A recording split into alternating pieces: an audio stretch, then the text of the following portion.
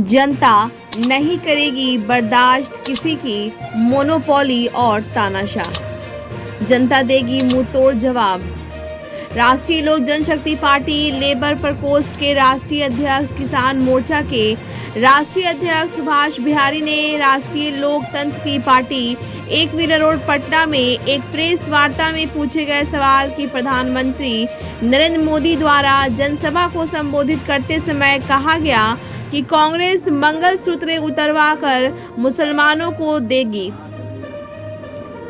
कांग्रेस तुष्टीकरण की राजनीति करती है, तो सुभाष बिहारी ने इस पर पलटवार जवाब देते हुए कहा कि जनता ऐसे शब्दों को बर्दाश्त नहीं करेगी।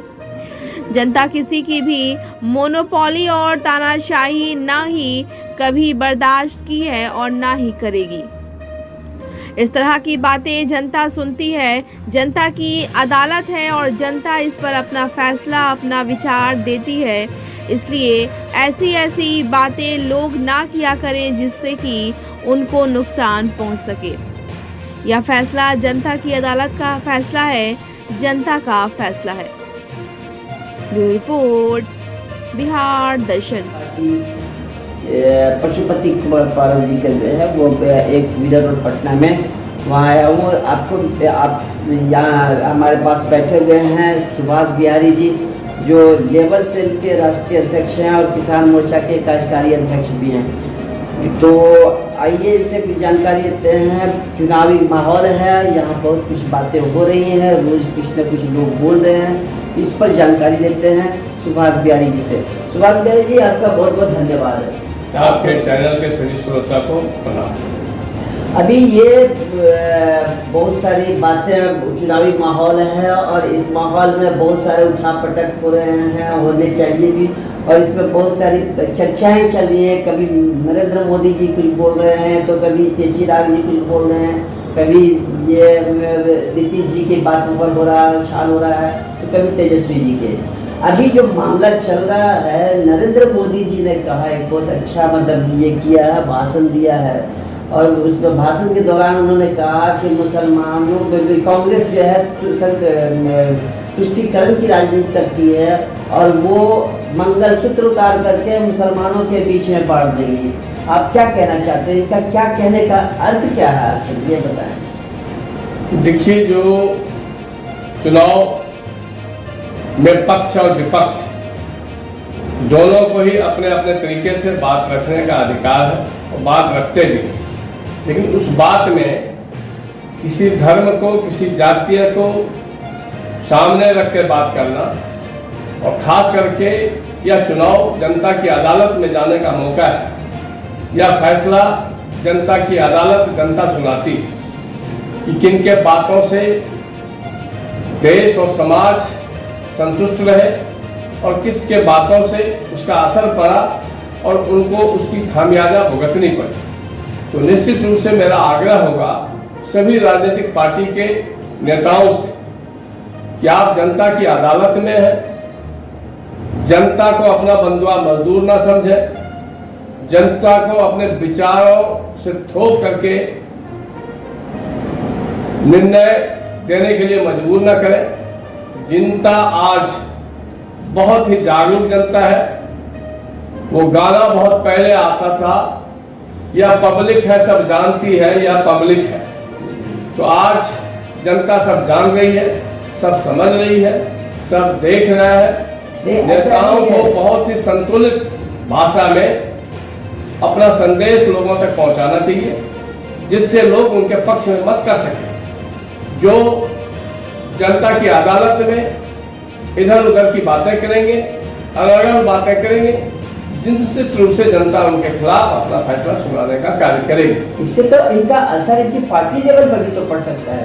देखिए, मैं किसी भी पार्टी के लिए कह रहा हूँ, जिस भी पार्टी के लोग जनता को आज बंधुआ मजदूर या बेवकूफ समझने का कार्य कर रही है, वो बहुत बड़े भूल कर रहे हैं। जनता आज बहुत जागरूक है, जनता को पल पल की सूचनाएं हैं, जनता आज मोबाइल और सोशल मीडिया से जुड़ी हुई है, जनता सब जानती है।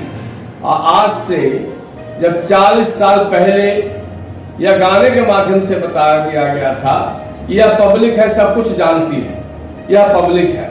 तो पब्लिक सब जान रही है और आज तो हर हाथ में मोबाइल है, हर हाथ में सोशल मीडिया के माध्यम से एक दूसरे को, उनके कार्य को, उनकी कार्यशैली को, उनके भाषा को लोग अध्ययन कर रहे हैं। एक और चीज मैं बताना चाहिए, अभी स्तर इतना गिर गया, अगर स्तर गिरेगा तो उसका बिस्तर भी बांधने का काम जनता करेगी। और निश्चित रूप से यह चुनाव 2024 का चुनाव बड़ी ऐतिहासिक चुनाव हो रही है।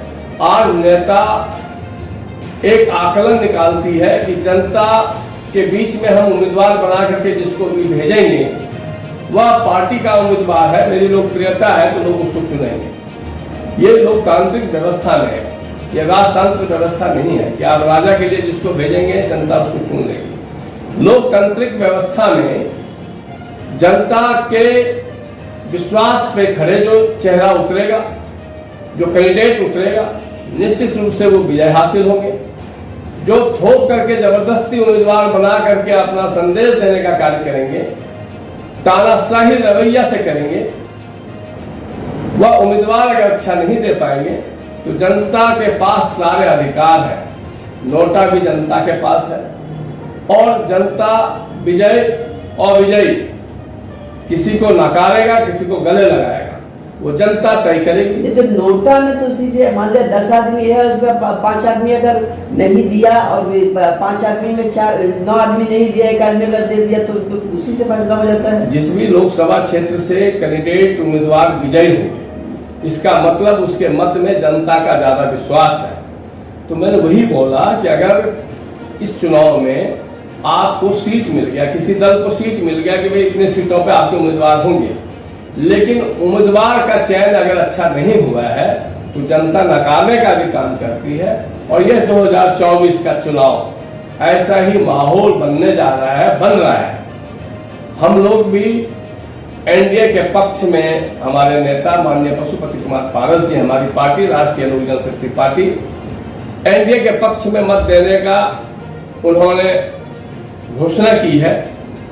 हमारे उम्मीदवार चुनाव नहीं लड़ रहे हैं, लेकिन हम लोग गठबंधन धर्म को निभाने के लिए जो हमारे नेता ने संदेश दिया है हम लोगों को कि एनडीए के पक्ष में वोट कराएं, हम लोग जनता के बीच में जा रहे हैं, जनता की बात सुन भी रहे हैं और जनता की नजरिया को देख भी रहे हैं, समझ भी रहे हैं। अच्छा, ये बताया रुकते हैं जो इसको तेजस्वी जी ने जो कहा पूर्णिया विधानसभा सभा में कि एनडीए को या इंडिया को, आप उसका क्या मतलब माने निकालते हैं, क्या कहना चाहेंगे इस पर? देखिए, किसी भी दल, चाहे वो इंडिया हो या एनडीए हो, किसी दल के रकबे में जनता नहीं बसती है, चाहे वो कोई भी लोकसभा हो। पूर्णिया में तेजस्वी जी ने बोला कि ये 2 दल की लड़ाई है। मैं भी मानता हूं कि ये दिशा 2 धारा में बह रही है। एनडीए और इंडिया के पक्ष में लोगों को निर्णय लेना है, लेकिन वहीं कोई जमीनी नेता, कोई जमीनी कार्यकर्ता जो जनता से जुड़ा हुआ है और वो जनता का उम्मीदवार है, तो वो एनडीए और इंडिया से बढ़कर है। जनता सर्वोपरि है। जनता जिसको लायक समझेगा उसके पक्ष में वोट करेगा। किसी के कहने से जनता नहीं करने जा रही है। अब जनता बहुत जागरूक हो गई है और जनता उम्मीदवार को पहले देखेगा।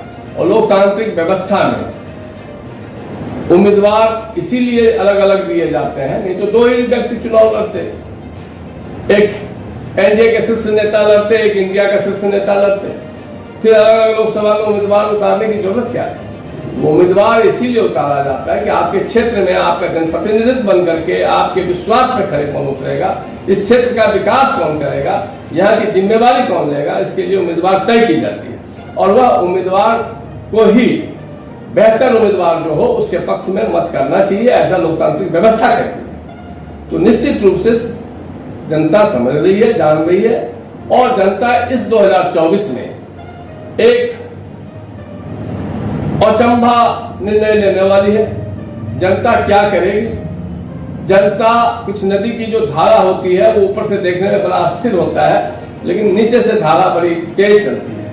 मनोपली तानाशाही व्यवस्था किसी का ना चला है ना चलेगा, चाहे वो कोई भी दल हो।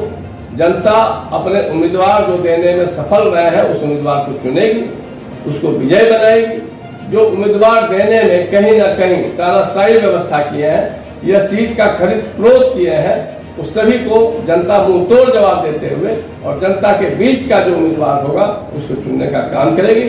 हम लोग एनडीए के पक्ष में मत मांग रहे हैं, मांगेंगे, लेकिन जनता सर्वोपरि है। हम लोगों को भी जनता के बीच में ही जाना है और किसी भी पार्टी के उम्मीदवार को उसको जनता के बीच में ही जाना है। तो जनता का निर्णय सर्वोपरि है और जनता का जो निर्णय होगा वो देश को और सिविल व्यवस्था को स्वीकार है। चलिए, बहुत बहुत धन्यवाद सुभाष जी। मतलब ये जनता मोनोपोली को बर्दाश्त नहीं करती और तानाशाही हुकूमत ज़्यादा दिन चलती नहीं है। इसी के साथ मैं हूँ खुर्शीद अनवर, बिहार दर्शन न्यूज़ से, और हमारे चैनल को लाइक और सब्सक्राइब कीजिए। बहुत बहुत धन्यवाद।